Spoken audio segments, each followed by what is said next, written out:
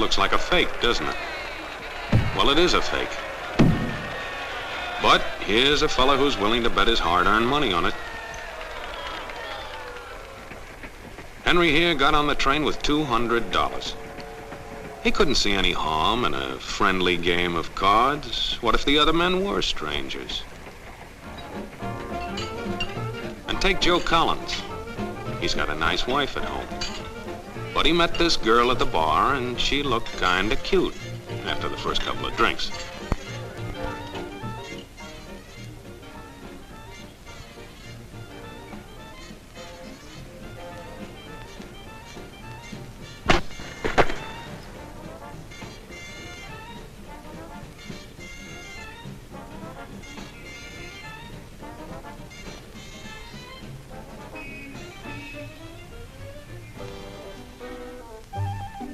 There's a good old-fashioned word for people like this. We call them suckers. And there are other people. People who stay up nights figuring out how to take away what they've got. There are all kinds of games and all kinds of suckers. Take Mike here, for instance. He's got everything, you might say. He's young, he's healthy, he's got a job. And he's got a country called America.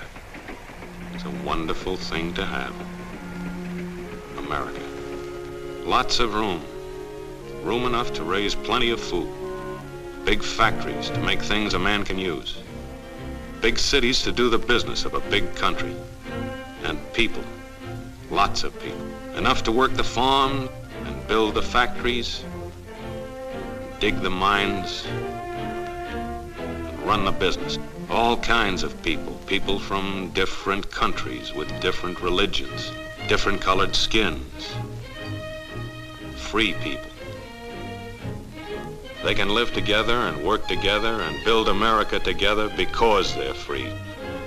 Free to vote, to say what they please, go to their own churches, to pick their own jobs. Yeah, Mike's got something, all right. He's got America. But there are guys who stay up nights figuring out how to take that away from him. I want to give you the truth, folks. The truth about America. I know you've got a lot of questions. You want to know why you're not getting the breaks you deserve. Well, I'm not a politician. But I've made it my business to study these things, and I happen to know the facts. Now, friends, I'm just an average American. But I'm an American, and some of the things I see in this country of ours make my blood boil. I see people with foreign accents making all the money. I see Negroes holding jobs that belong to me and you. Now, I ask you, if we allow this thing to go on, what's going to become of us real Americans? I've heard this kind of talk before, but I never expected to hear it in America. This fellow seems to know what he's talking about. Yes, he knows all right. What's the answer? What are we real Americans going to do about it? You'll find it right here in this little pamphlet. The truth about Negroes and foreigners. The truth about the Catholic Church. Now, friends, these books are free. Paid for by real Americans who want others to know the truth. Excuse me, young man, but are you actually going to read that stuff? Sure, why not? You heard what he said, didn't you? Yes, I heard. But do you believe in that kind of talk? I don't know, makes pretty good sense to me. I'm speaking to you as an American.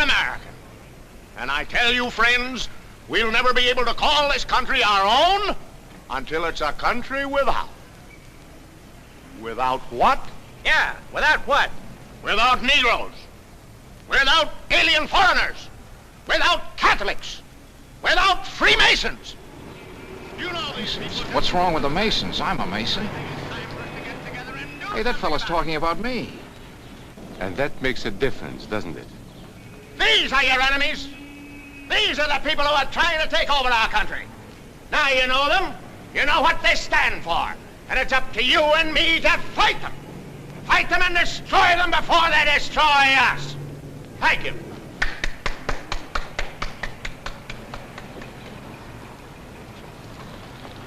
Before he said Masons, you were ready to agree with him. Well, yes, but he was talking about, what about those other people?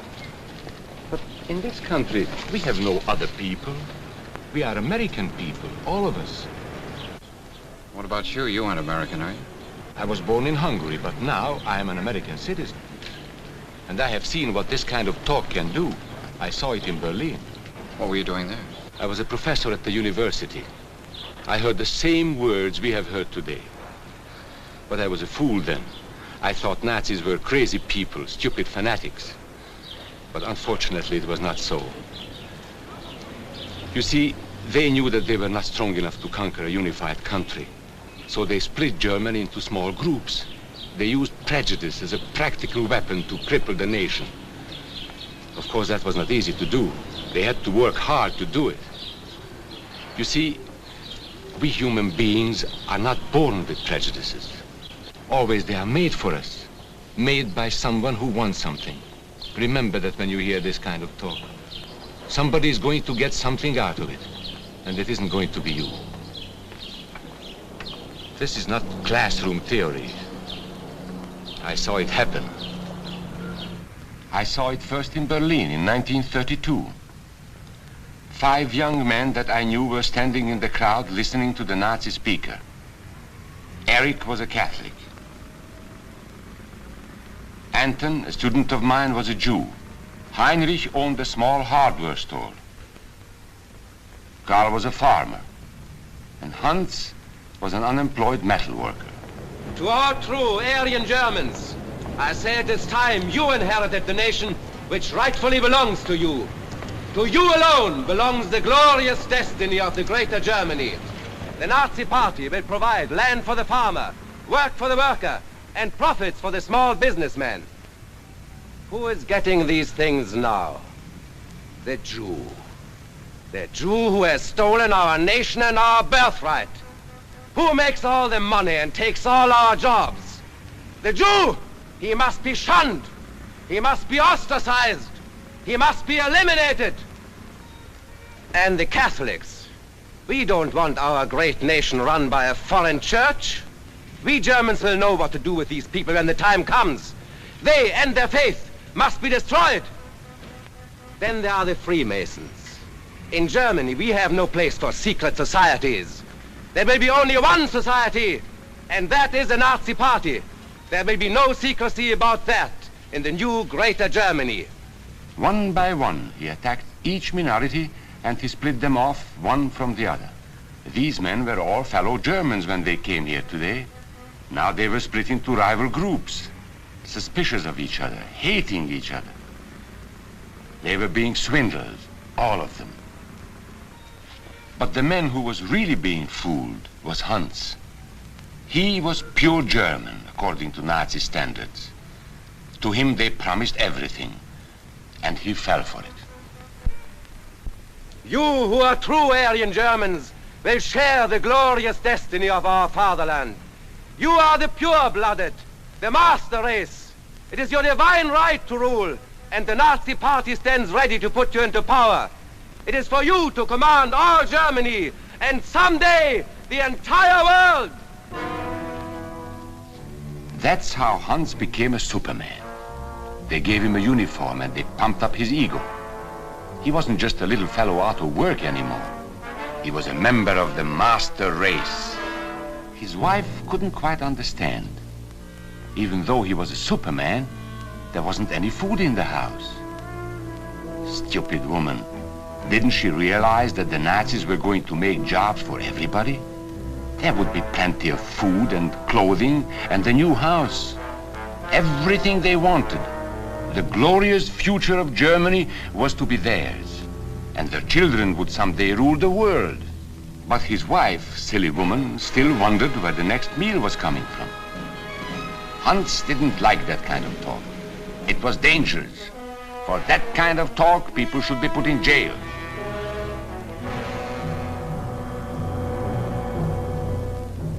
Hans had swallowed the bait all right. And these were the men who baited the hook. Why? So that Hans could come to power? Of course not. so they could come to power. They would merely use Hans to help them get there. He would do the dirty work for them. Hans and thousands of others like him, all playing a sucker's game. They gambled with other people's liberty, and of course they lost their own. A nation of suckers. Hitler needed these people. There was lots of work to be done. There were trade unions to be smashed, because unions were organized and might offer resistance. There were many political parties in Germany. These the Nazis destroyed. They were determined to smash every organization where people might band together and resist them. There were Jews to be beaten and killed. The Jews were not powerful, but they were a convenient excuse for all the nation's ills. And besides, a Nazi party member could not take over this man's store. Hundreds of Catholics were put in jail because the Catholic Church had strength and could resist the Nazi drive for power. They had split the nation into 100 pieces, and then one by one, they had destroyed the pieces. Over these broken pieces, the Nazis rode into power. One party, one nation, one religion. These men had won their struggle for power. They now ruled all of Germany. But still they had trouble with their oldest and most persistent enemy, the truth. They found that truth does not die easily, and so they decided to abolish truth. One great source of truth is literature, so they burned books, 20 million of them. Many great men in Germany who were spokesmen for truth were jailed or driven from their country. Teachers, writers, scientists. Education was discouraged. In 5 years, college attendance dropped 53%. It was forbidden to listen to a British radio program or read an American newspaper. In Nazi Germany, you had to get your information from Dr. Goebbels. He knew what was best for you. You couldn't see this movie or listen to this music. And you couldn't watch Joe Louis fight because the champion had black skin. He disproved Hitler's theory of Nordic supremacy. Albert Einstein, one of the world's great scientists, disproved that theory too. He was non-Aryan, so he had to leave Germany.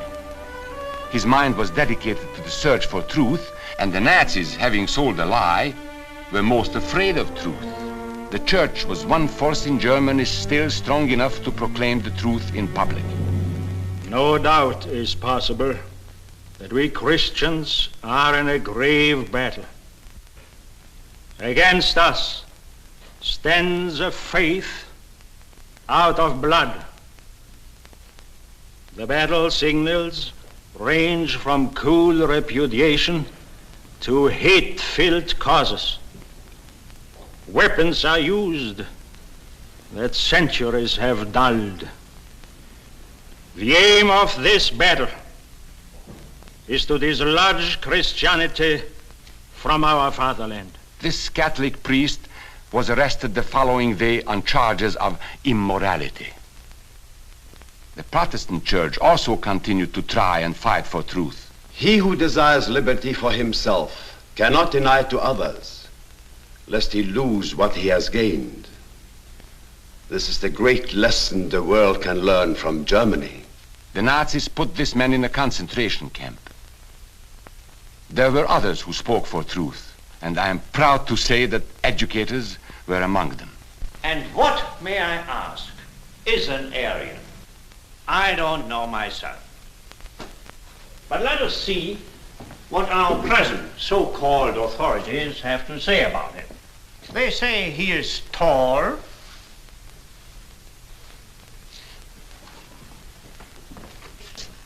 slender,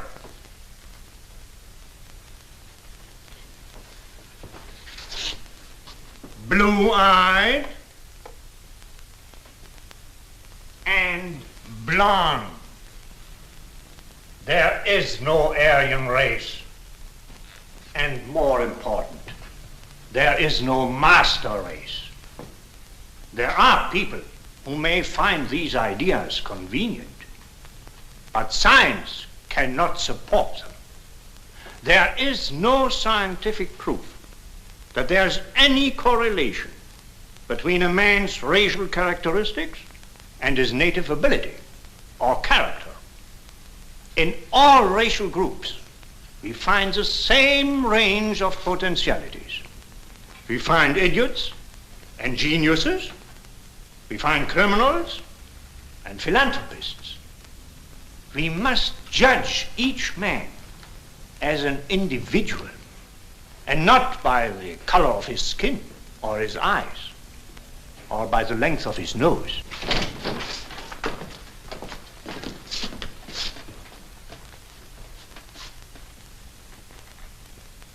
Come in, gentlemen. Make yourselves comfortable. There are many differences between individuals. We each have different capabilities, different backgrounds, different views about what's right and what's wrong. Like the difference between me and these gentlemen who have just arrived. But that is not the difference in race. It is a difference in the way we think. Remember that. And remember that there is no master race. That is a scientific truth. Anyone who tells you otherwise is lying.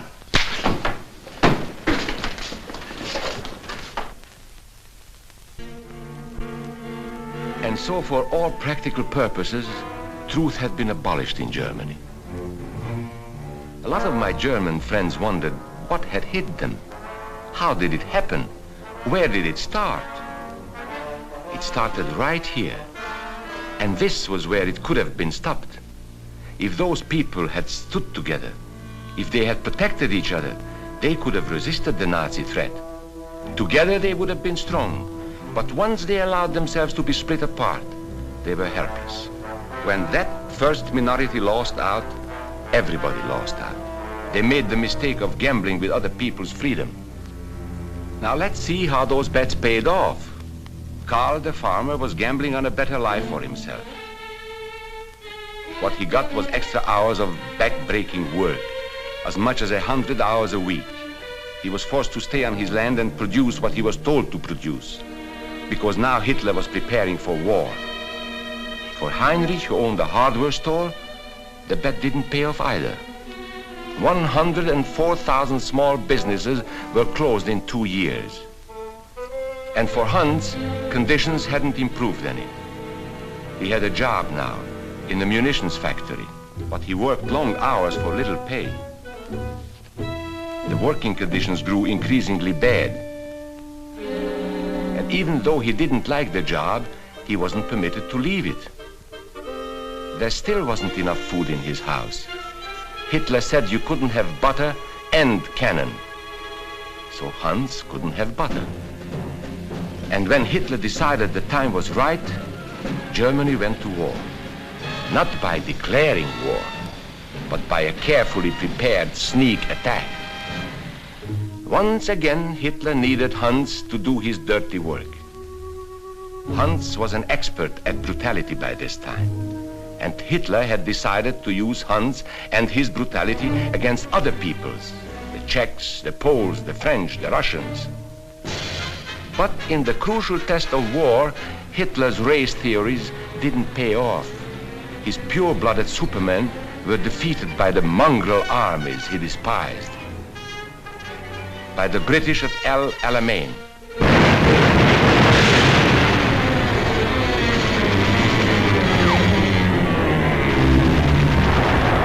By the Russians at Stalingrad.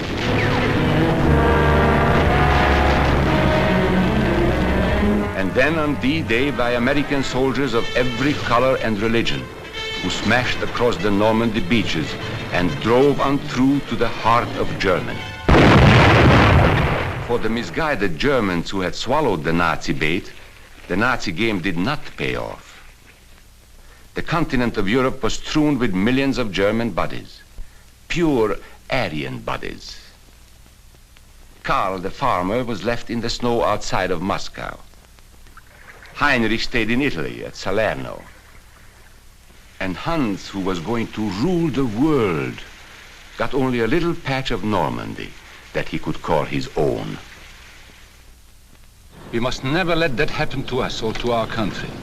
We must never let ourselves be divided by race or color or religion, because in this country we all belong to minority groups. I was born in Hungary. You are a Mason. These are minorities. And then you belong to other minority groups too. You are a farmer. You have blue eyes. You go to the Methodist Church. Your right to belong to these minorities is a precious thing. You have a right to be what you are and say what you think, because here we have personal freedom. We have liberty. And these are not just fancy words. This is a practical and priceless way of living. But we must work at it. We must guard everyone's liberty, or we can lose our own. If we allow any minority to lose its freedom by persecution or by prejudice, we are threatening our own freedom. And this is not simply an ideal. This is good, hard common sense. You see, here in America is not a question whether we tolerate minorities. America is minorities. And that means you and me.